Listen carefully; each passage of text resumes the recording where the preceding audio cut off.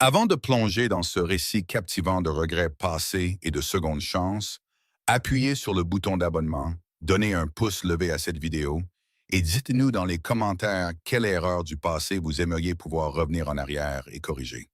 Le fantôme du passé du milliardaire. Ethan Blackwood avait tout pour lui. Une fortune à 9 chiffres, une entreprise familiale solide comme le rock et une fiancée qui faisait la couverture des magazines.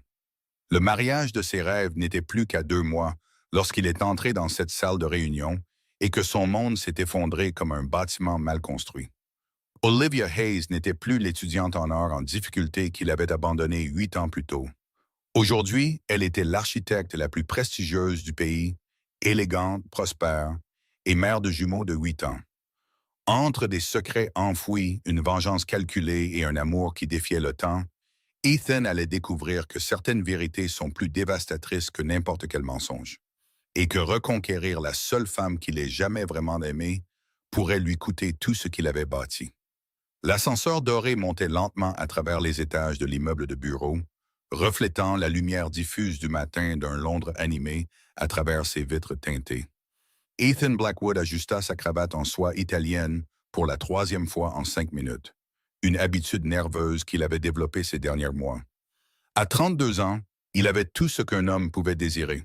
Une fortune personnelle à 9 chiffres, une entreprise familiale aussi solide que du béton armé et une fiancée qui apparaissait en couverture des magazines. Pourtant, il y avait un vide dans sa poitrine, comme un écho dans un appartement vacant. La réunion de ce matin-là était cruciale. Blackwood Sons Engineering était sur le point de se lancer dans son projet social le plus ambitieux à ce jour. Un complexe éducatif dans un quartier défavorisé destiné à accueillir plus de 2000 enfants. Le gouvernement avait insisté pour qu'il s'associe avec la meilleure architecte du pays spécialisée dans les projets humanitaires, Olivia Hayes. Son nom était apparu dans le rapport comme une recommandation unanime. Ethan l'a lu 3 fois avant que son estomac ne se noue. Ce ne pouvait pas être la même personne, pas après si longtemps. Mais le voilà, marchant dans le couloir de marbre en direction de la salle de conférence. Chaque pas résonnait comme un compte à rebours. Il s'arrêta devant la porte en verre dépoli, prit une profonde inspiration et poussa la poignée. Elle lui tournait le dos, penchée sur une large table où des plans d'architecte s'étalaient comme des cartes de rêve. Elle portait un tailleur beige impeccable, ses cheveux bruns et lisses tombant en une ligne parfaite sur ses épaules. Ses pieds étaient un chaussé de talons qui la faisaient paraître plus grande que dans son souvenir. Elle n'était plus l'adolescente mince en jean délavé. Cette femme dégageait une élégance naturelle, gagnée centimètre par centimètre. Architecte Hayes, Ethan entendit sa propre voix comme si elle venait de loin. Elle se retourna lentement, comme si elle savait déjà qui elle allait trouver. Et lorsque leurs regards se croisèrent, le temple ne s'arrêta pas seulement, il s'effondra comme un bâtiment mal structuré. Olivia avait mûri de façon étonnante. Le visage qu'il avait connu jeune et anxieux affichait maintenant une sérénité tranquille. Ses yeux bruns étaient plus profonds, marqués par des larmes qu'il n'avait pas essuyées et des victoires dont il n'avait pas été témoin. Il y avait là une force, une dignité qui le laissa sans voix. « Ethan Blackwood », dit-elle, sa voix portant la même cadence que toujours, mais avec un ton plus profond et plus assuré. Ça fait un moment. Il n'y avait aucune surprise dans son expression, aucune colère, seulement une neutralité professionnelle qui le blessa plus profondément que n'importe quel cri. « Olivia, Il s'étouffa avec les mots qu'il avait répétés dans l'ascenseur. « Je ne savais pas que vous seriez l'architecte du projet. Maintenant, vous le savez. » Elle reporta son attention sur les plans. « Nous pouvons commencer. » La réunion se déroula avec une formalité douloureuse. Olivia présenta son portfolio avec la précision de quelqu'un qui avait construit chaque réussite brique par brique. Elle parla d'espace inclusif, d'architecture qui embrasse les communautés, de rêves transformés en béton et en acier. Ethan écoutait, fasciné non seulement par sa compétence, mais par la passion qui brillait encore dans ses yeux lorsqu'elle parlait de construire un monde meilleur. Le complexe éducatif aura 3 pavillons principaux, expliqua Olivia, en montrant les dessins avec un stylo argenté. Chacun adapté à des groupes d'âge différents, mais reliés par une place centrale qui fonctionnera comme le cœur social de la communauté. Ici, les enfants ne feront pas qu'étudier, ils se développeront de manière globale. « Combien de temps faudra-t-il pour que ce soit prêt ?» demanda Ethan, essayant de paraître professionnel tout en regardant ses mains délicates glisser sur le papier. Suis-moi s'il n'y a pas d'interférence extérieure. Ses yeux rencontrèrent des siens, tant que toutes les personnes impliquées tiennent leur parole. L'insinuation était subtile mais acérée. Ethan sentit une rougeur monter à son cou. La présentation venait de se terminer lorsque la porte de la salle de conférence s'ouvrit brusquement. Deux enfants identiques firent irruption dans la pièce comme de petits ouragans d'énergie pure, portant des casques de chantier jaunes en jouets et des feuilles pleines de dessins colorés. « Maman! Maman! » crièrent-ils à l'unisson en courant vers Olivia. Ethan sentit le sol se dérober sous ses pieds. Deux enfants, d'environ 7 ans, à la peau claire, aux cheveux châtain clair et aux yeux qui pétillaient d'une intelligence précoce. Ils n'étaient pas seulement identiques l'un à l'autre, mais portaient des traits qu'il reconnaissait dans son propre miroir. « James, Thomas, » dit Olivia en ouvrant les bras pour les accueillir. « Vous êtes en avance aujourd'hui. »« On a fini le dessin de l'école aquatique, » dit l'un d'eux, en tendant une feuille où des poissons colorés nageaient parmi des bureaux immergés. « Et j'en ai fait un avec un toboggan qui va directement à la bibliothèque, » ajouta l'autre, les yeux brillants de fierté. Olivia sourit pour la première fois depuis qu'Ethan était entré dans la pièce, et il sentit son cœur se briser à la vue de la tendresse authentique sur son visage. « Ce sont mes fils, James et Thomas, » dit-elle, sa voix s'adoucissant complètement. « Les garçons, dites bonjour à M. Blackwood. » Les jumeaux se tournèrent vers Ethan avec la curiosité naturelle des enfants. Il s'agenouilla à leur niveau, les jambes tremblantes. « Bonjour, » dit James en étudiant attentivement le visage d'Ethan. « Tu construis des maisons, toi aussi? »« Oui, je construis, » répondit Ethan, la voix rauque. « Vous aimez dessiner des bâtiments? »« On adore ça, » s'exclama Thomas. « Maman nous apprend à faire de vrais plans. Regarde. » Le garçon tendit un autre dessin, plus élaboré que les gribouillis enfantins habituels. C'était un projet de maison simple, mais avec des proportions correctes et même des indications de mesure. « Wow !» murmura Ethan, sincèrement impressionné. « Vous êtes très talentueux. »« Papa était architecte, lui aussi, » dit James avec le naturel avec lequel les enfants parlent de sujets profonds.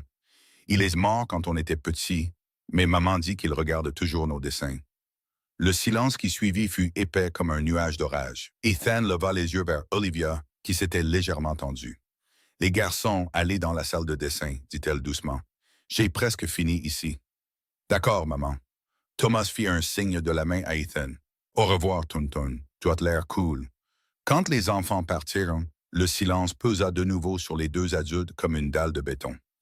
Ethan n'arrivait pas à se sortir de la tête l'âge apparent des enfants, les traits qui lui semblaient familiers, les dates qui s'alignaient parfaitement dans sa tête.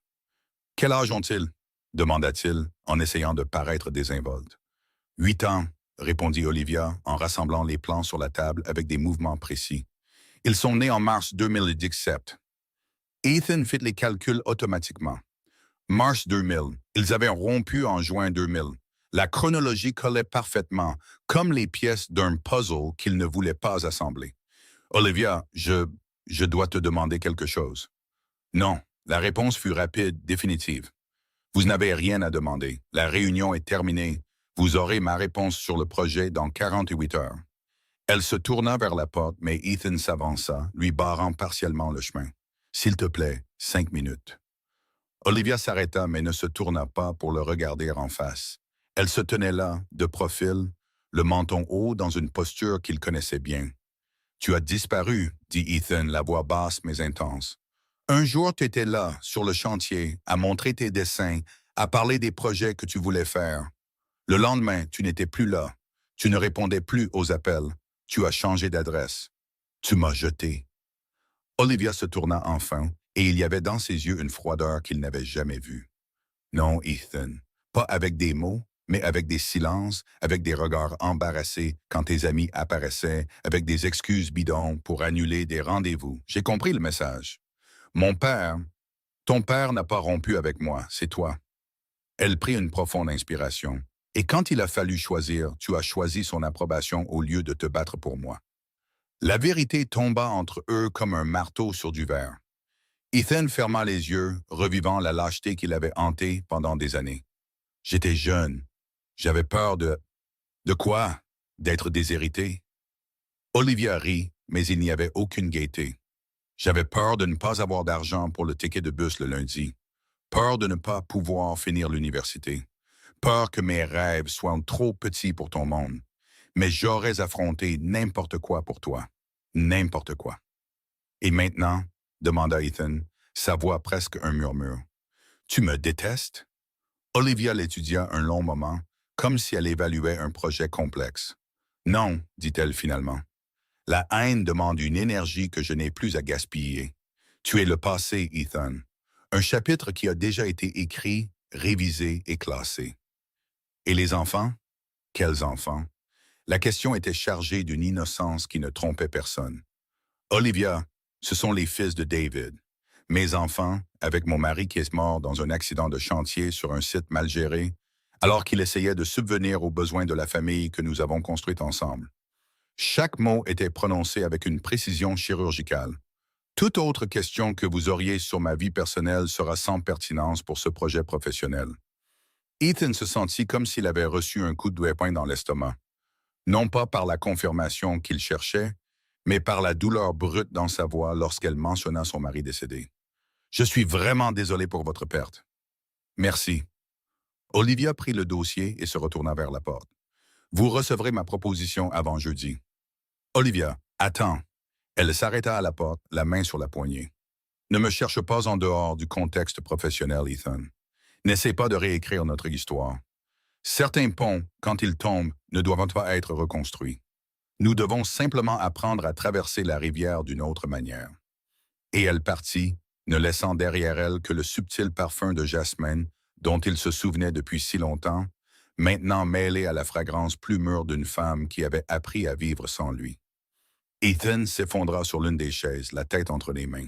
Pendant des années, il s'était convaincu qu'il avait pris la bonne décision, qu'il avait sauvé Olivia d'un monde qui ne l'accepterait pas, qu'il avait été noble en renonçant à l'amour pour la protéger de la cruauté de sa famille. Mais la vérité était là, aussi claire que le verre du bâtiment. Il avait été un lâche, et elle, la fille qu'il jugeait trop fragile pour son monde, avait bâti un empire à elle seule pendant qu'il se contentait d'hériter de celui des autres. Son téléphone portable vibra. Un message de Victoria, sa fiancée. « Mon amour, n'oublie pas que nous dînons avec les Miller ce soir. Dois-je porter la robe bleue ou la dorée? » Ethan regarda l'écran sans vraiment voir les mots. Victoria Hayes, 28 ans, 2 millions d'abonnés sur Instagram, diplômée en marketing mais travaillant comme influenceuse numérique. Belle, ambitieuse et parfaitement adaptée aux standards de sa famille. Tout ce qu'Olivia n'avait pas été, et tout ce en quoi elle se révélait infiniment supérieure. Dehors, Londres bourdonnait dans sa danse éternelle de voitures, de gens et de rêves. Mais là, dans cette pièce silencieuse, Ethan Blackwood faisait face pour la première fois au poids réel de ses choix, et il se demanda s'il était encore temps de construire des ponts sur des rivières qu'il avait lui-même élargies.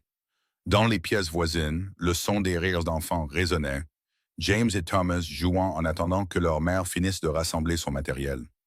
Le son transperçait les murs comme une vieille mélodie, réveillant chez Ethan une nostalgie pour quelque chose qu'il n'avait jamais eu. Une famille est construite sur l'amour, pas sur la convenance. Il resta là jusqu'à ce que les sons s'estompent, jusqu'à ce que les pas d'Olivia et des enfants disparaissent dans le couloir.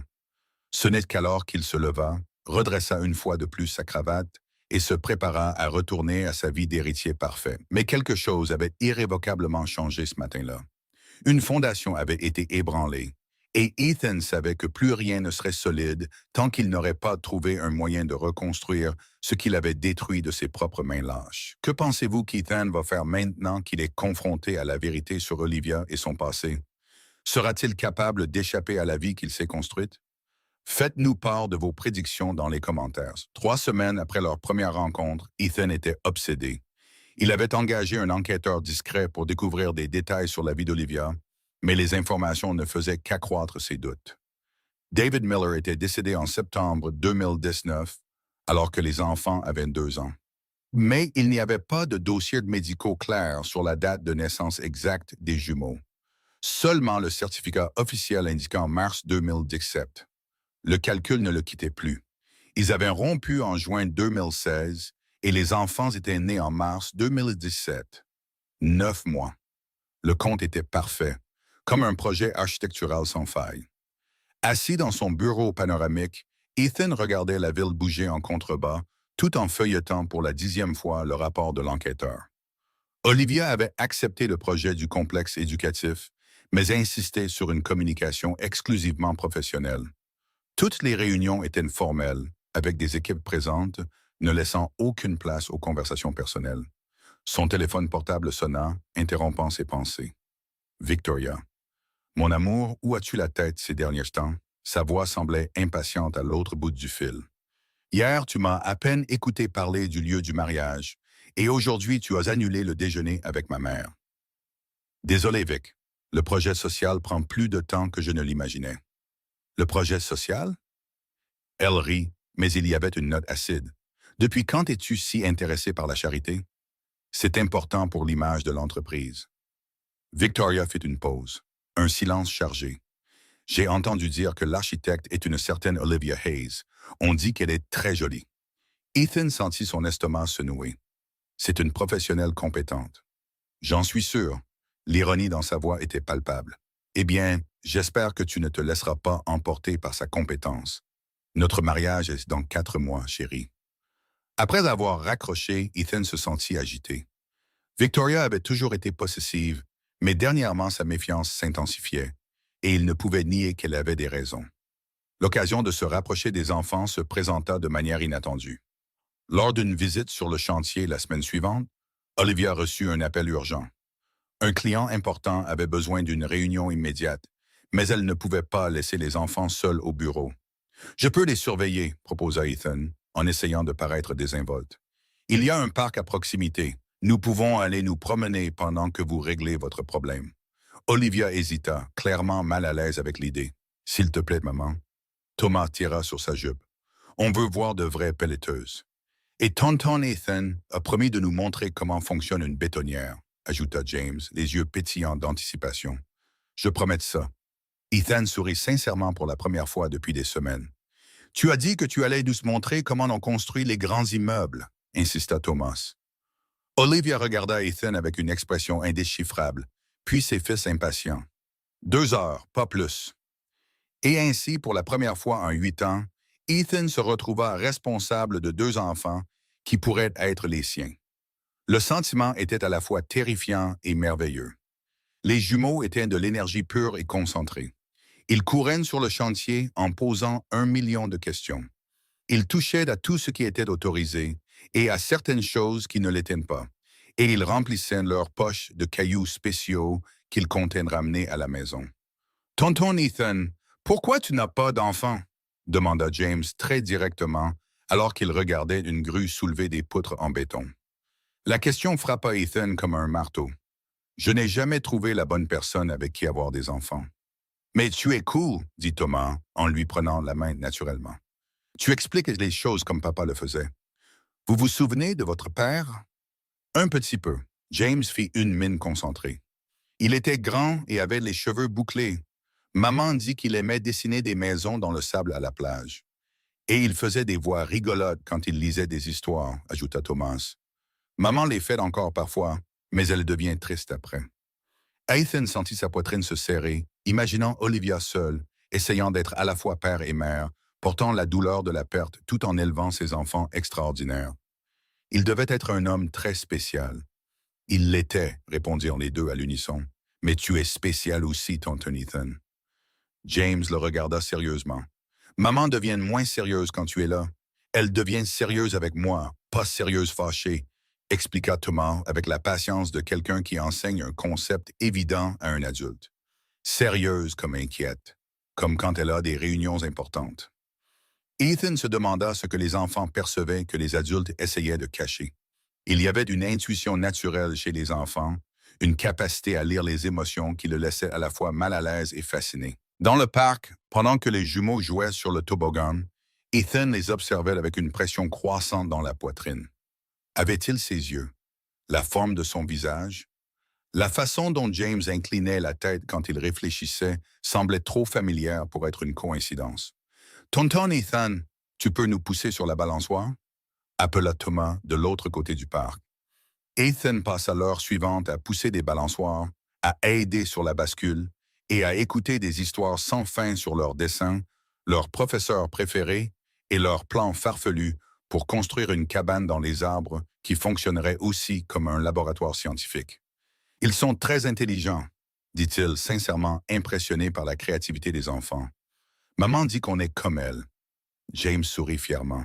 Mais parfois, elle regarde nos photos de bébé et dit qu'on a le visage de quelqu'un qu'elle a connu. Le cœur d'Ethan fit un bond. Elle a dit ça. Oui. Thomas balança ses jambes sur la balançoire. Une fois, je lui ai demandé qui, et elle est juste restée silencieuse, tu sais. Puis elle a changé de sujet. Quand Olivia arriva pour les récupérer, elle trouva Ethan assis dans l'herbe avec les deux garçons, tous les trois en train de construire des châteaux de sable avec des brindilles et des feuilles. La scène était si naturelle, si familière, qu'elle dut se forcer à garder une expression neutre. « Comment se sont-ils comportés ?» demanda-t-elle, sa voix plus froide qu'elle ne le voulait. « Parfaitement, » répondit Ethan en se levant et en époussetant son pantalon. « Ce sont des enfants extraordinaires, Olivia. »« Maman, je peux rejouer avec tonton Ethan ?» James courut lui serrer les jambes. « On s'est tellement amusé, » ajouta Thomas. « Il sait tout sur les grues. » Olivia regarda Ethan par-dessus la tête de ses fils, et pour la première fois depuis leur retrouvaille, il vit une fissure dans son armure émotionnelle. Merci de les avoir surveillés. C'était un plaisir. Et il disait la vérité la plus absolue. Si vous avez de nouveaux besoins, ce ne sera pas nécessaire. Mais 3 jours plus tard, elle appela. Elle avait une urgence au bureau. Une canalisation avait éclaté et elle devait être sur place pour superviser les réparations, mais la nounou ne s'était pas présentée. Cette fois, Ethan emmena les enfants dans son penthouse. Ils furent ravis de la vue panoramique sur la ville, courant de fenêtre en fenêtre, identifiant les bâtiments qu'ils connaissaient. « Wow, tu habites dans le ciel !» s'exclama Thomas en pressant son visage contre la vitre. « Presque, » gloussa Ethan. « Vous voulez voir la terrasse ?» Sur la terrasse jardin, les jumeaux découvrirent le petit potager qu'Ethan entretenait plus par thérapie que par nécessité. Ils passèrent une heure entière à planter des plantes de basilic, faisant un désordre monumental et s'arrosant mutuellement avec le tuyau. « Tonton Ethan, tu es riche ?» demanda James avec la franchise typique des enfants. « Pourquoi tu veux savoir ça? » « Parce que notre ancienne maison était petite et notre nouvelle est grande. Maman dit qu'on travaille dur pour avoir de bonnes choses, et tu as beaucoup de bonnes choses, observa Thomas en montrant la piscine à débordement. Donc tu dois travailler dur. Je travaille dur, mais avoir beaucoup de choses n'est pas le plus important. Qu'est-ce le plus important, alors? Ethan regarda les deux visages, celle de terre, les cheveux ébouriffés par le vent, les sourires sincères, et sentit quelque chose s'agiter dans sa poitrine, quelque chose qu'il avait enfermé il y a longtemps. Avoir des personnes spéciales avec qui partager ces choses. « Tu n'as pas de personnes spéciales? » demanda James, sincèrement inquiet. « J'ai une fiancée. »« Fiancée, c'est pareil que femme? » interrompit Thomas. « Plus ou moins. On se marie dans quelques mois. Est-ce qu'elle est aussi cool que maman? » La question prit Ethan au dépourvu. Il essaya d'imaginer Victoria là, jouant dans la terre, trempée d'eau, riant avec 2 enfants espiègles. L'image ne se forma tout simplement pas. Elle est différente de votre mère. Différente comment? Plus, elle se soucie d'être jolie. Il chercha des mots que les enfants comprendraient. Oh. James sembla comprendre immédiatement. Comme tante Emily, la sœur de maman. Elle met 3 heures à se préparer juste pour aller au marché, et tu ne peux pas la toucher après qu'elle soit prête, ajouta Thomas. Sinon, elle se fâche. Ten gloussa reconnaissant la description. Mais le rire mourut quand il réalisa qu'il comparait sa fiancée à une tante que les enfants considéraient clairement comme ennuyeuse. Quand Olivia arriva pour les récupérer en fin d'après-midi, elle les trouva tous les 3 endormis sur le canapé du salon, Ethan au milieu, avec un enfant blotti dans chaque bras, tous épuisés après un après-midi de jeu. Elle resta à l'entrée un long moment, observant la scène. Il y avait là quelque chose de troublant de naturel, comme si ses corps savaient exactement où ils devaient être. « Olivia? » Ethan se réveilla le premier, clignant des yeux avec confusion. Désolé pour le retard. Elle s'approcha pour réveiller doucement ses fils. Les dégâts étaient pires que je ne l'imaginais. Pas de problème, ils ont été des anges. Quand les enfants se réveillèrent, Ce fut le rituel habituel des protestations pour ne pas partir, des promesses d'être sage s'il pouvait rester un peu plus longtemps, et des câlins serrés pour Ethan. Merci, dit Olivia, quand ils furent enfin à la porte. Encore une fois. Olivia, Ethan hésita, puis il décida de risquer le tout pour le tout. Je peux te poser une question? Elle se tendit immédiatement. Ça dépend de la question. Les enfants, quand tu étais enceinte, il prit une profonde inspiration. Est-ce que David était présent depuis le début? Le silence qui suivit fut épais comme du béton frais. Olivia le regarda avec une expression qu'il ne put déchiffrer. Pourquoi veux-tu savoir ça? Parce que je les regarde et... Il s'arrêta, ne sachant pas comment exprimer la certitude qui grandissait dans sa poitrine. Et quoi, Ethan? Qu'ils pourraient en être mes fils? La question sortit comme un murmure urgent. Olivia resta immobile un instant qui parut une éternité. Quand elle parla enfin, sa voix était basse mais ferme. Non, Ethan, ce ne sont pas tes enfants. Ce sont les enfants de David, conçus dans notre mariage, aimés et désirés dès le premier jour. Toute autre question que vous auriez sur ma vie personnelle sera sans pertinence pour ce projet professionnel. Mais la date de quoi? Elle se tourna pour lui faire face complètement. Tu penses que je mentirais sur quelque chose comme ça? Que je te le cacherais s'ils étaient tes enfants? Je ne sais pas quoi penser. Alors arrête de penser. Olivia prit la main des enfants. Et arrête d'enquêter sur ma vie. Oui, je sais que tu as engagé un détective. Arrête de faire ça, Ethan. Arrête de chercher des liens qui n'existent pas juste parce que tu te sens coupable du passé. Elle descendit avec les enfants dans l'ascenseur, laissant Ethan seul dans le hall de son penthouse, avec plus de doute que de certitude. Mais il y avait quelque chose dans la façon dont elle avait parlé, une urgence dans son déni qui ne correspondait pas à son naturel habituel. Ce soir-là, Ethan dîna avec Victoria dans un restaurant cher de Notting Hill. Elle parlait avec animation des préparatifs du mariage, des robes qu'elle avait essayées, des fleurs qu'elle avait choisies. Mais il l'écoutait à peine, perdu dans ses pensées de deux enfants, aux yeux brillants qu'il appelait Tonton, et lui serrait le cœur de nostalgie pour quelque chose qu'il n'aurait peut-être jamais. Ethan, la voix de Victoria coupa ses rêveries. Tu n'as pas entendu un mot de ce que j'ai dit, n'est-ce pas? Désolé, mon amour, je suis préoccupé par le projet. Encore ce maudit projet. Elle posa sa fourchette sur la table plus fort que nécessaire. Tu sais quoi? Je pense que je vais rencontrer cet architecte personnellement pour comprendre ce qui distrait autant mon fiancé. Quelque chose dans son ton fit lever les yeux à Ethan, alarmé. Ce n'est pas nécessaire, Vic. C'est juste du travail. Oh, vraiment? Elle sourit, mais il y avait de la glace dans ses yeux. Alors ça ne te dérangera pas si je passe demain, juste pour rencontrer la très compétente professionnelle qui demande tant d'attention à mon futur mari. Et à ce moment-là, en observant le sourire froid de sa fiancée, Ethan sut qu'une tempête approchait et qu'Olivia, après tout ce qu'elle avait déjà affronté seule, était sur le point d'être attaquée par un ennemi dont elle ne connaissait même pas l'existence. Croyez-vous au déni d'Olivia concernant la paternité des enfants? Ou cache-t-elle la vérité à Ethan? Comment Olivia fera-t-elle face à l'attaque imminente de Victoria? Partagez vos prédictions. La tempête arriva un mardi de mars, exactement comme Victoria l'avait promis. Olivia était dans son bureau en train de revoir les derniers plans du complexe éducatif lorsque sa secrétaire annonça une visite inattendue. Victoria Hayes déferla dans la pièce comme une rafale de vent parfumé et d'ambition mal dissimulée. Des cheveux blonds impeccablement bouclés cascadaient parfaitement sur des épaules nues, révélées par le décolleté audacieux d'une robe blanche qui coûtait plus que le salaire mensuel de beaucoup de gens. Ses ongles étaient des œuvres d'art en vernis nude avec des accents dorés, et le sourire qu'elle affichait n'atteignait pas ses yeux bleus calculateurs.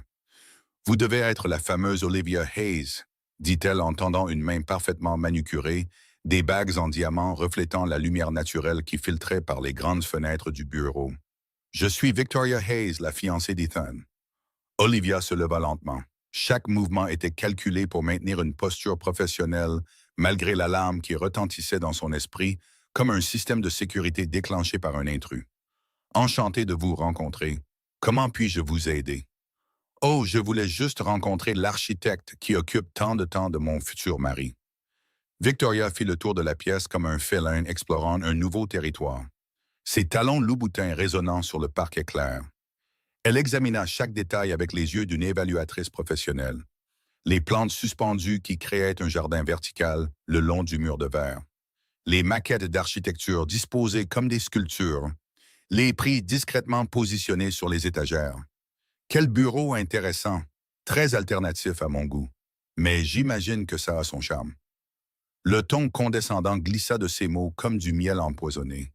Mais Olivia se contenta de sourire poliment, gardant ses mains jointes devant son corps dans une posture qui démontrait un contrôle absolu. « Merci. Puis-je vous offrir un café, de l'eau ou un thé? »« Non, merci. Je ne consomme généralement pas de caféine après 10 heures du matin. C'est mauvais pour la peau, vous savez. » Victoria s'arrêta devant une étagère où étaient exposées certaines des maquettes des projets sociaux d'Olivia, ses doigts glissant presque irrespectueusement sur le travail artisanal. « Et du sucre alors? »« Sûrement pas. J'ai un nutritionniste très cher qui me tuerait si je m'écartais de mon régime.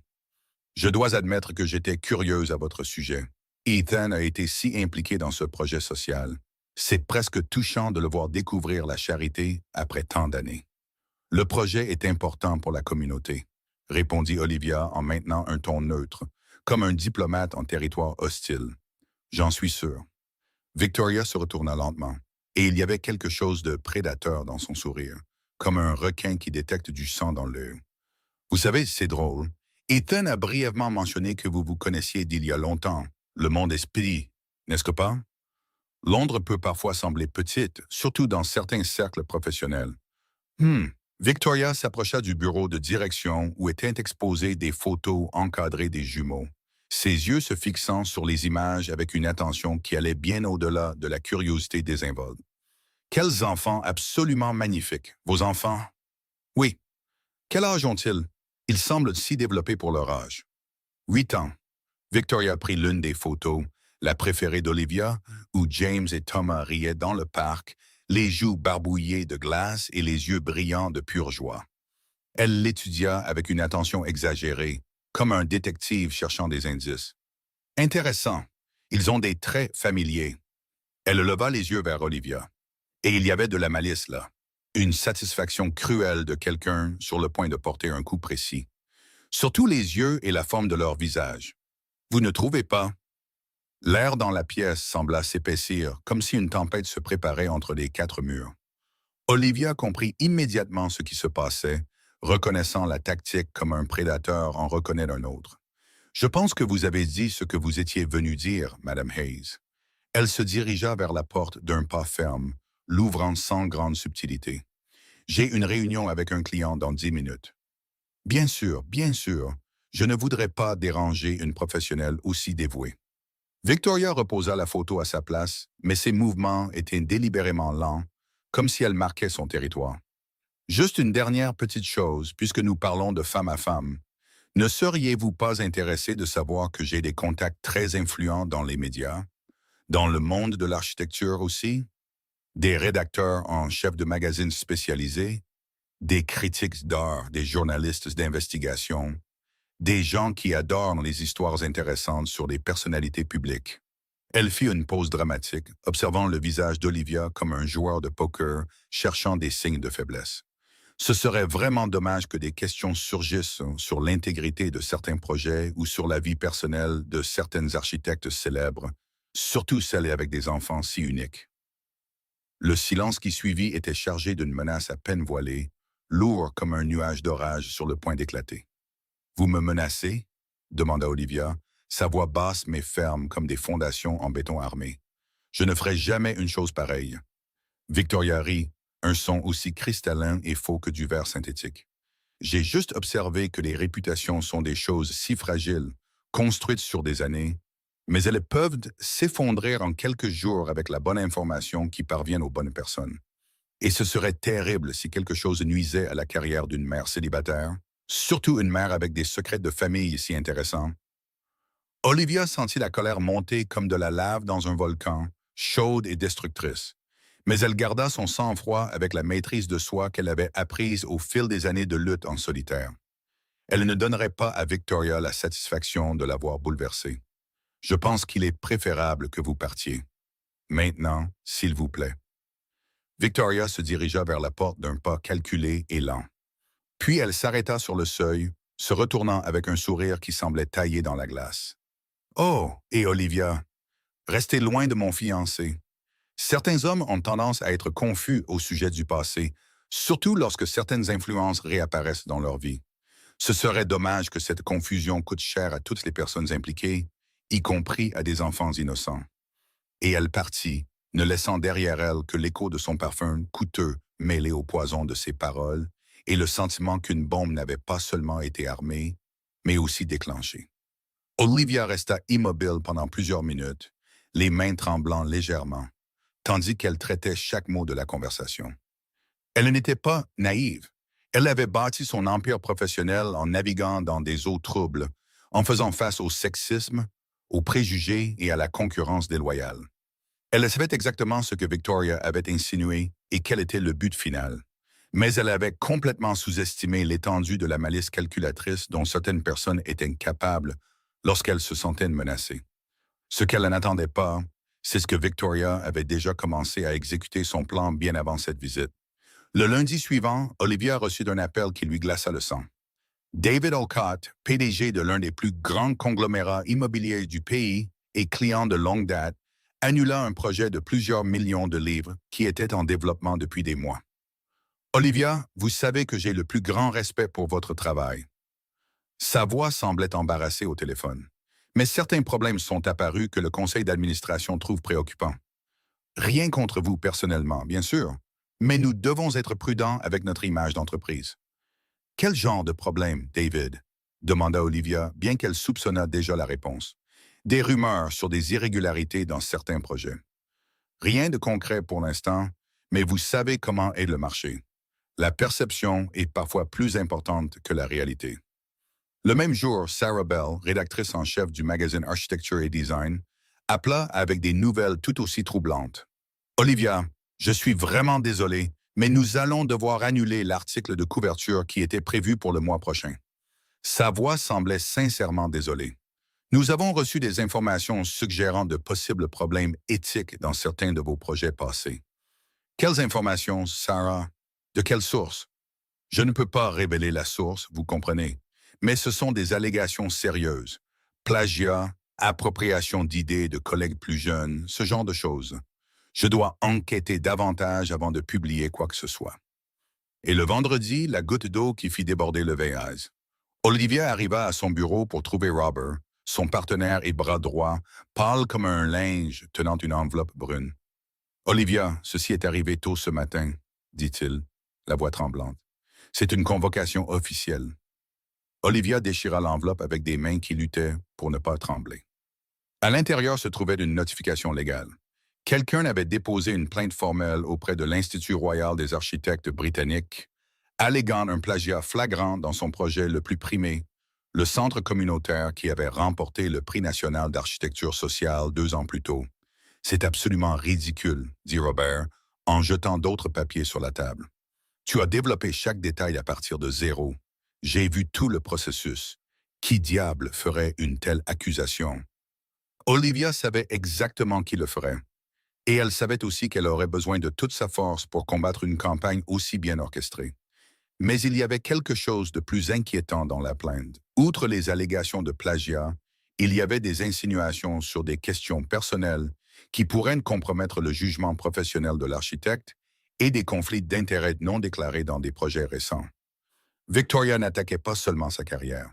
Elle préparait le terrain pour exposer les secrets sur James et Thomas. Pendant ce temps, de l'autre côté de la ville, Ethan remarqua des changements subtils mais troublants dans le comportement de sa fiancée. Victoria avait été étrangement animée ces dernières semaines, presque euphorique, fredonnant dans l'appartement et parlant du mariage avec un enthousiasme qui semblait exagéré même par rapport à ses standards habituels. « Chérie, je pensais faire une séance photo pré-mariage dans les Cotswolds », commenta-t-elle pendant le dîner un jeudi en jouant avec sa bague de fiançailles. « Ce serait parfait pour mon Instagram. On peut utiliser mon jet privé. Rester quelques jours. » Victoria, tu sais que je suis très impliqué dans le projet social en ce moment. Ce n'est pas un bon moment pour voyager. Oh oui, le projet social. Son enthousiasme diminua visiblement, remplacé par quelque chose qu'il ne pouvait identifier.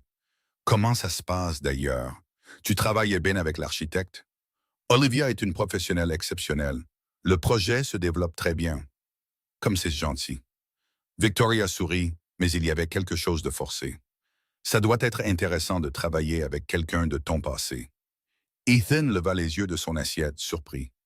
Que veux-tu dire? Oh, chérie, Londres n'est pas si grande. Tout le monde sait que vous vous connaissiez quand vous étiez jeune. Elle haussa les épaules avec une fausse désinvolture. De vieux amis qui se retrouvent pour le travail. C'est presque romantique, tu ne trouves pas? Il y avait quelque chose dans son ton qui mettait Ethan mal à l'aise, mais il ne pouvait pas identifier exactement quoi. La vérité éclata un jeudi après-midi. Des après-midi, quand Ethan rentra plus tôt à la maison en raison d'une réunion annulée et surprit Victoria au téléphone dans son dressing, sa voix vibrant d'une satisfaction malveillante.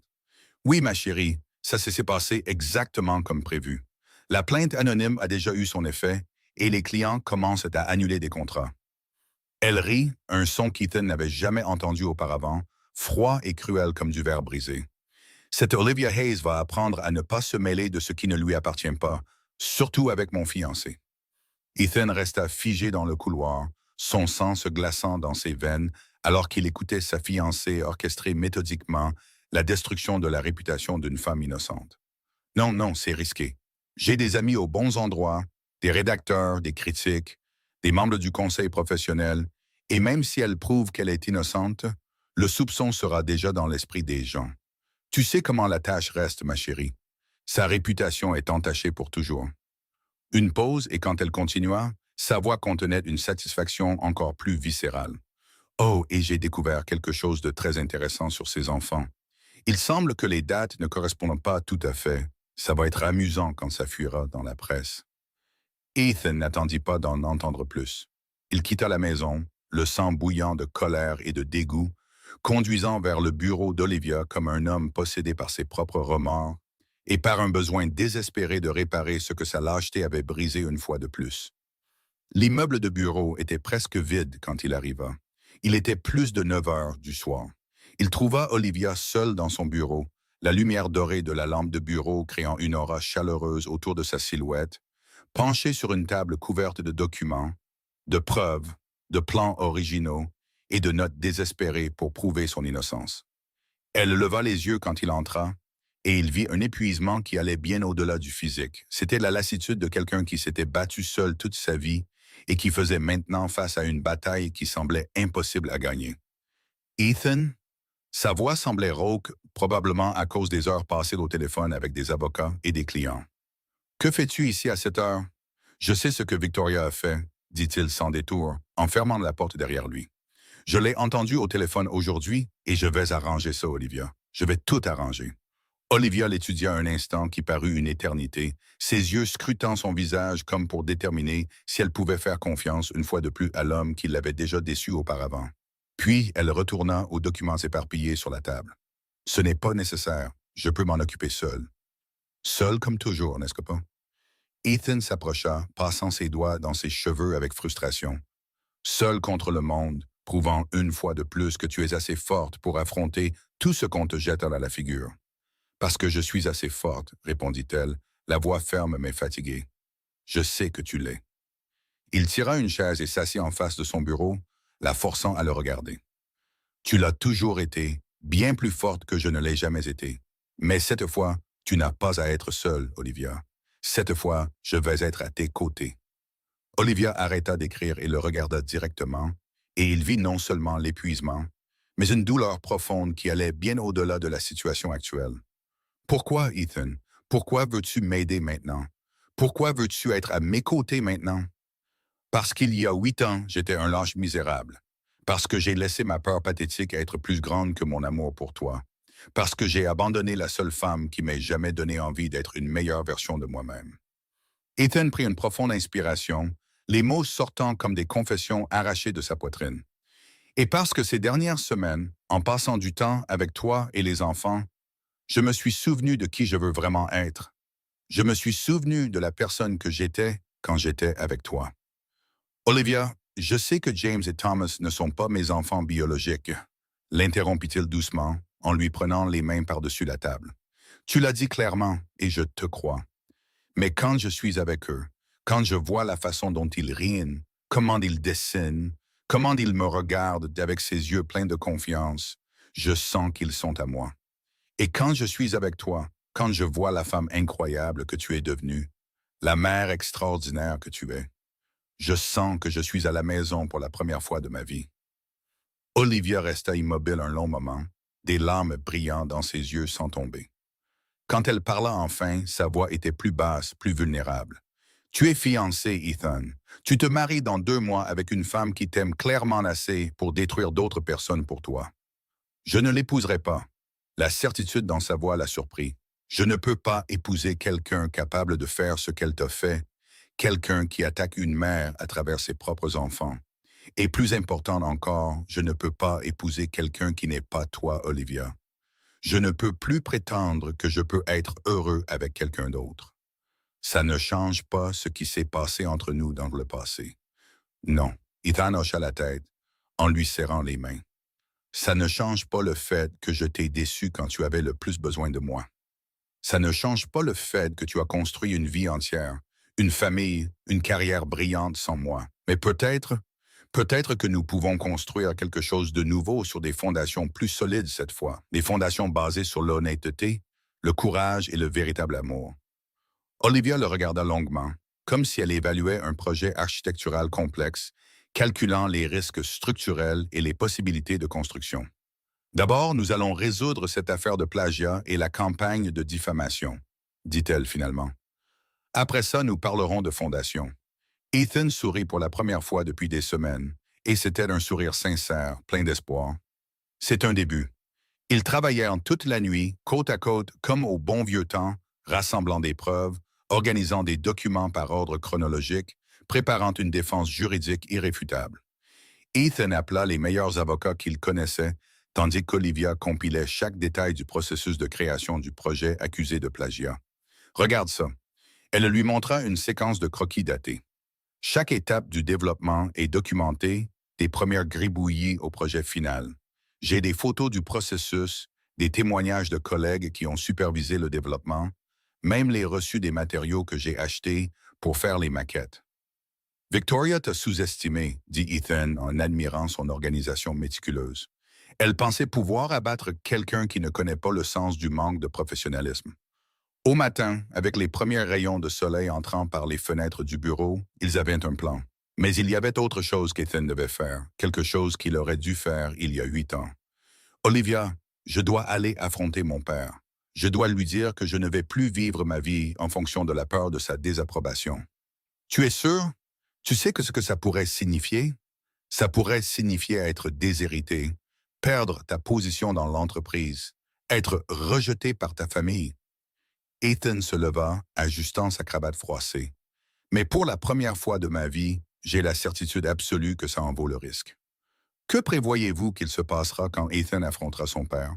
Sa famille acceptera-t-elle Olivia ou devra-t-il tout sacrifier pour son nouveau but? Partagez vos théories dans les commentaires. La confrontation au manoir de la famille Blackwood fut moins dramatique que ce à quoi Ethan s'attendait, mais infiniment plus révélatrice. « Père, je dois annuler le mariage », annonça-t-il en trouvant Anthony dans son bureau, là où tant de décisions familiales avaient été prises au fil des ans. Anthony Blackwood leva les yeux du rapport financier qu'il lisait. Ses lunettes de lecture perchées sur le bout de son nez. « Annulé? 2 mois avant la cérémonie? Toutes les invitations ont déjà été envoyées. Les fournisseurs engagés. Père, j'ai découvert qui est vraiment Victoria et je ne peux pas épouser quelqu'un comme ça. Elle détruit la réputation d'une femme innocente par pure jalousie. Elle attaque une mère à travers ses propres enfants. Et par qui comptes-tu la remplacer? Demanda Anthony, mais il y avait quelque chose dans son ton qui suggérait qu'il connaissait déjà la réponse. Olivia Hayes, l'architecte. Ce n'était pas une question, mais une affirmation réfléchie. Cette même fille dont tu es tombé follement amoureux il y a 8 ans. La même. Sauf que maintenant, elle n'est plus une fille sans ressources. C'est l'une des architectes les plus respectées et les plus prospères du pays, riche par son propre mérite, talentueuse, intègre. Et même si elle était encore pauvre, même si elle était encore cette étudiante sans argent pour le ticket de bus, je la choisirais parce que je l'aime, père. Je l'ai toujours aimée. Anthony resta immobile un instant qui parut une éternité, étudiant son fils avec l'expression impénétrable qu'il avait perfectionnée au fil de décennies de commandement d'entreprise. Es-tu prêt à renoncer à l'approbation de la famille pour elle? À risquer ta position dans l'entreprise? Ton avenir dans la haute société? Si nécessaire, oui, parce que j'ai découvert que rien de tout cela ne vaut quoi que ce soit si je ne peux pas le partager avec la personne que j'aime. L'homme plus âgé plia soigneusement le rapport, enleva ses lunettes et nettoya les verres avec des mouvements lents et délibérés. Eh bien, alors tu ferais mieux de savoir que je l'ai invité à dîner ici à la maison samedi prochain. Ethan cligna des yeux, complètement perdu. Quoi? Vous l'avez invité à dîner? J'ai dit que je l'ai invité à dîner. Avec ses enfants, bien sûr.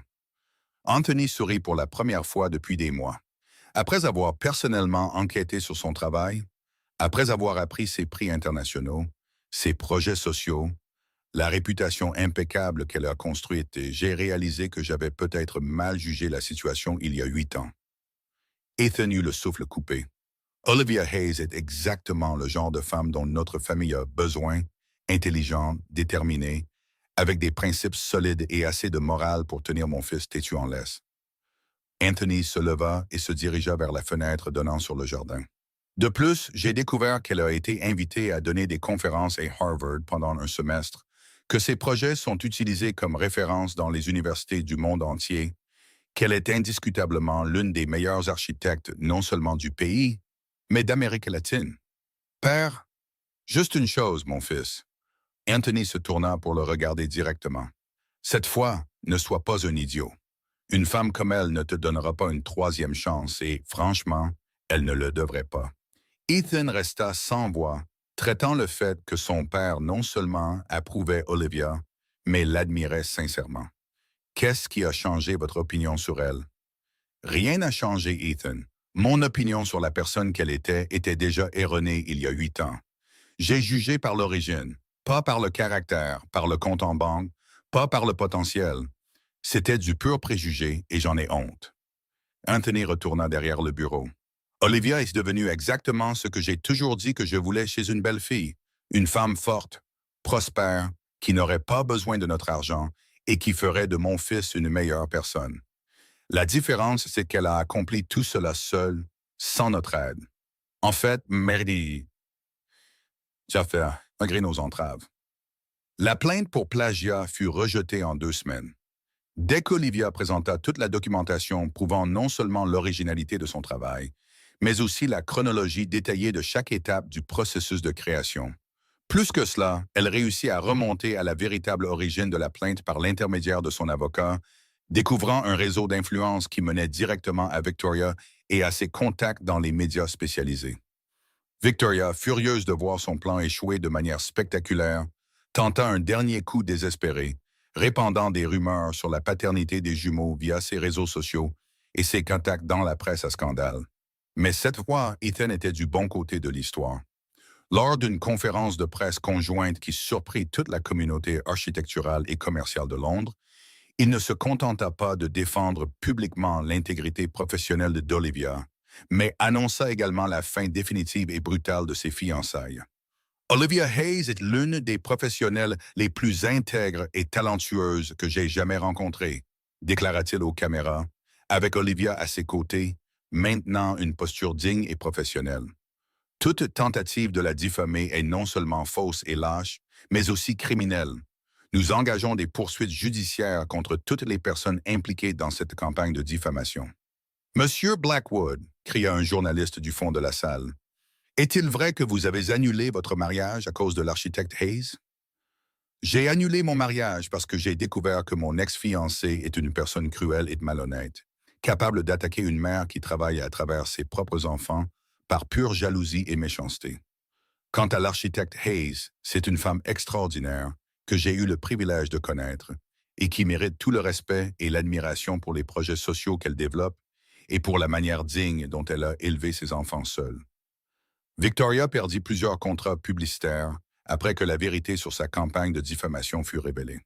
De grandes marques annulèrent leur partenariat, son agence d'influenceurs numériques résilia son contrat, et sa réputation sur les réseaux sociaux ne se rétablit jamais complètement. Ce qu'elle avait prévu comme la destruction d'Olivia devint sa propre ruine sociale. Mais pour Ethan et Olivia, ce n'était que le début d'une reconstruction bien plus importante et complexe. Le dîner au manoir des Blackwood fut initialement tendu, mais transformateur. James et Thomas furent sincèrement impressionnés par la taille de la maison, courant dans les jardins et posant 1 million de questions sur chaque détail architectural de la propriété historique. Anthony fondit complètement lorsque les jumeaux montrèrent un intérêt sincère pour ses collections d'art et ses anciens projets d'ingénierie, expliquant chaque pièce avec la patience d'un grand-père passionné. « Oh, vous êtes très intelligent, dit-il aux enfants en examinant les dessins qu'ils avaient apportés en cadeau. Vous avez un avenir prometteur en architecture ou en ingénierie, ou dans tout ce que vous voudrez être. L'important est que vous ayez un talent naturel et une mère qui vous encourage à rêver grand. » Olivia et Ethan observaient la scène de l'autre côté de la pièce, une tension différente flottant entre eux. Non plus la tension du conflit, mais la tension de la possibilité, de la reconstruction, d'un avenir incertain mais plein d'espoir. « Ton père est surprenant, » commenta-t-elle doucement, en regardant Anthony aider les enfants à identifier différents types de marbre dans l'ancienne cheminée. « Il peut être un homme difficile et têtu, mais il n'est pas fondamentalement mauvais. » Ethan fit une pause, puis se tourna pour lui faire face complètement. « Olivia, je peux t'emmener à un endroit demain? C'est très important pour moi, pour nous. »« Quel endroit? »« Tu verras, tu me fais confiance? » Le lendemain, par un samedi matin doré et silencieux, Ethan emmena Olivia et les jumeaux au cimetière de Highgate, où David était enterré. Olivia fut sincèrement surprise et profondément émue lorsqu'il arrêta la voiture devant les portes du cimetière, comprenant immédiatement l'intention derrière ce geste. « Pourquoi sommes-nous venus ici? » demanda-t-elle, la voix étranglée par l'émotion. « Parce qu'avant de construire quoi que ce soit de nouveau et de durable, nous devons honorer et respecter ce qui a existé avant. Nous devons faire la paix avec le passé. » Ethan s'agenouilla à la hauteur des enfants qui avaient apporté des fleurs cueillies dans le jardin d'Anthony. « James, Thomas, je veux vous parler de votre père, de David. » Les enfants s'approchèrent avec le sérieux naturel qu'ils adoptent lorsqu'ils sentent que quelque chose d'important se passe.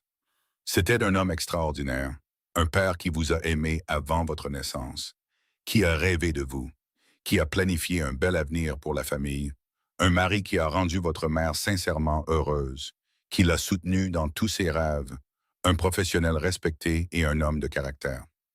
Ethan regarda la tombe simple mais bien entretenue, où Olivia avait planté des rosiers qui fleurissaient toute l'année. « Je ne suis pas ici pour le remplacer. Personne ne peut le faire. Et ce serait mal d'essayer. Il sera toujours votre père, pour toujours. »« Alors, pourquoi es-tu ici? » demanda James avec la franchise dévastatrice des enfants. « Parce que j'aime votre mère. Je l'aime depuis très, très longtemps. Et j'ai découvert que je vous aime aussi, plus que je n'imaginais qu'il était possible d'aimer des enfants qui ne portent pas mon sang. » Ethan sentit sa voix faiblir, les émotions débordant. « Si elle me le permet, si vous m'acceptez, j'aimerais beaucoup faire partie de votre famille, pas comme un remplaçant de votre père, mais comme quelqu'un d'autre pour vous aimer, vous protéger, être présent dans vos vies. » Thomas regarda pensivement la tombe, puis Ethan, puis sa mère qui pleurait silencieusement. « Maman, tu te souviens quand tu as dit que notre cœur a un espace infini pour aimer, que ce n'est pas comme une boîte qui se remplit? » Olivia hocha la tête, trop émue pour parler clairement.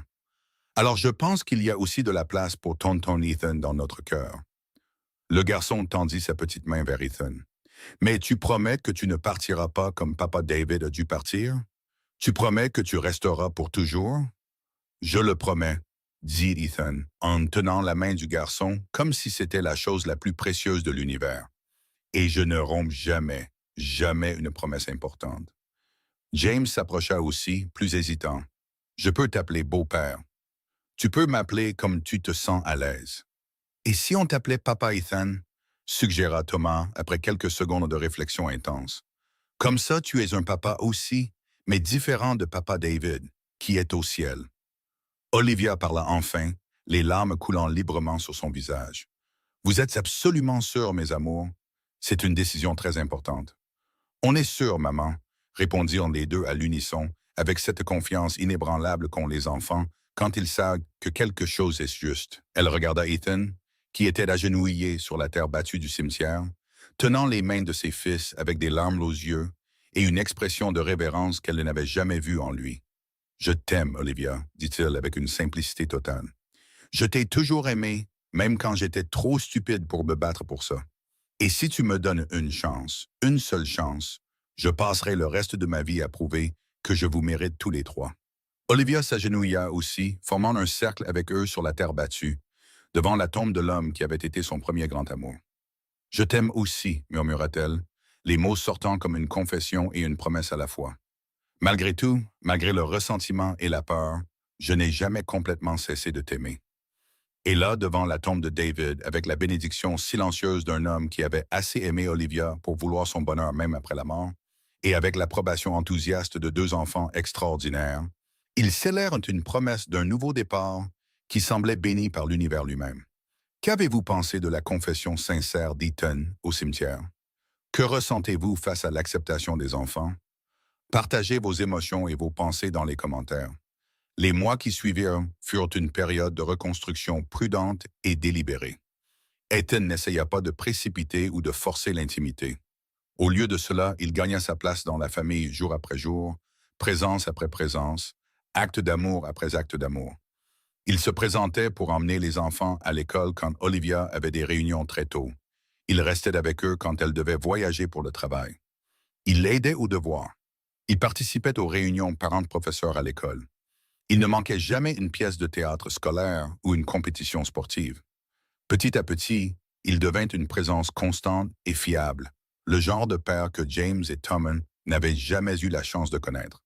Présent, actif, intéressé par chaque détail de leur vie. Et avec Olivia, il reconstruisit leur intimité perdue avec la patience d'un artisan. Ils commencèrent par de longs dîners après que les enfants se soient couchés, parlant de projets, de rêves, des années qu'ils avaient perdues. Progressivement, ils retrouvèrent leur ancienne complicité, mais maintenant approfondie par la maturité et l'expérience. 6 mois après leur retrouvaille au cimetière, sur le chantier du complexe éducatif qu'ils avaient conçu ensemble, Ethan choisit l'endroit parfait pour la demande en mariage. C'était un coucher de soleil doré. Les enfants jouaient parmi les structures en béton encore en construction. Les ouvriers interrompirent leurs tâches pour observer la scène qui se déroulait. Olivia Hayes Miller, dit-il, s'agenouillant sur le sol en ciment encore humide, les mains tremblant légèrement alors qu'il tenait une petite boîte en velours.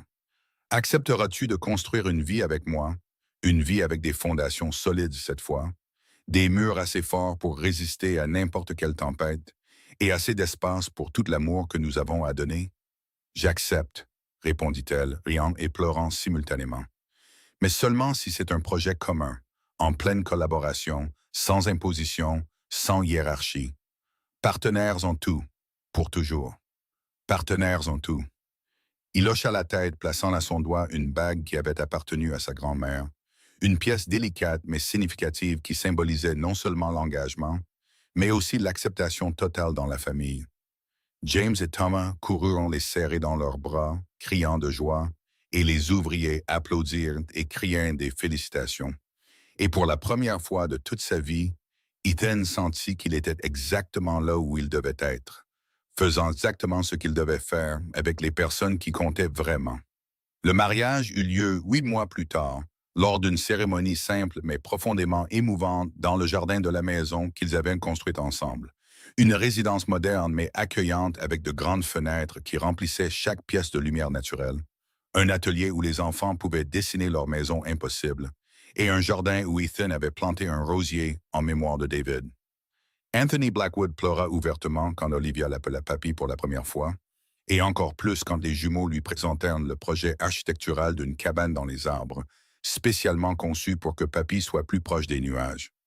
La cérémonie fut officiée par le même prêtre qui avait marié Olivia et David, symbolisant la continuité et non la substitution. Pendant leurs vœux, Olivia et Ethan ne s'adressèrent pas seulement l'un à l'autre, mais aussi à James et Thomas, des promesses qui incluaient non seulement l'amour conjugal, mais aussi un engagement total à être une famille unie et indissoluble. Pour leur lune de miel à Bali, ils firent un voyage en famille qui incluait les enfants, car aucun des adultes ne pouvait imaginer un bonheur complet sans eux. James et Thomas construisirent des châteaux de sable élaborés, tandis que leurs parents se promenaient main dans la main le long de la plage, enfin libres d'être complètement eux-mêmes. Un après-midi, alors que le soleil se couchait, peignant le ciel de nuances d'or et de rose, Thomas courut vers eux, portant un grand coquillage parfait. « Oh, papa Ethan, j'ai trouvé un coquillage qui fait le bruit de la mer. Tu veux l'entendre? » Et quand Ethan porta le coquillage à son oreille, faisant semblant d'écouter l'océan lointain avec une expression d'admiration qui fit rire les enfants, il sut qu'il avait enfin trouvé le son qu'il avait cherché toute sa vie, le son d'être à la maison, entouré d'un amour authentique et inconditionnel. 2 ans après leur réconciliation, quand Olivia découvrit qu'elle était enceinte, elle l'annonça à Ethan de la même manière qu'elle avait toujours rêvé de l'annoncer au premier homme qu'elle avait aimé, en montrant un plan architectural soigneusement élaboré d'une chambre de bébé attenante à leur chambre. Quand il comprit ce que le dessin signifiait et la serra dans ses bras, pleurant des larmes de pur bonheur, elle sut que certaines histoires d'amour sont comme des bâtiments bien construits. Ils peuvent s'effondrer sous la pression, mais lorsqu'ils sont reconstruits sur des fondations solides, ils deviennent plus forts et plus beaux que jamais. La grossesse fut accueillie avec joie par toute la famille. James et Thomas étaient excités à l'idée d'avoir un petit frère ou une petite sœur, faisant déjà des plans pour enseigner aux nouveaux venus l'architecture et l'ingénierie. Anthony commanda à un célèbre designer de créer la chambre de bébé la plus luxueuse de Londres, tandis qu'Olivia, fidèle à sa nature, conçut chaque détail elle-même pour s'assurer que l'environnement soit à la fois beau et fonctionnel. Quand la petite Sophia naquit, nommée en l'honneur de la grand-mère d'Olivia, elle fut accueillie dans un foyer déjà rempli de rire, de créativité et d'amour inconditionnel. James et Thomas étaient incroyablement gentils et protecteurs envers leur petite sœur, lui montrant constamment leurs dessins et lui expliquant des concepts architecturaux compliqués qu'elle mettrait des années à comprendre. Des années plus tard, quand tous les enfants furent plus grands, James et Thomas étaient devenus des adolescents intéressés à suivre les traces de leurs parents en architecture et en ingénierie, tandis que Sophia montrait les premiers signes d'un talent artistique. Ils demandaient fréquemment comment leurs parents s'étaient retrouvés après tant d'années de séparation.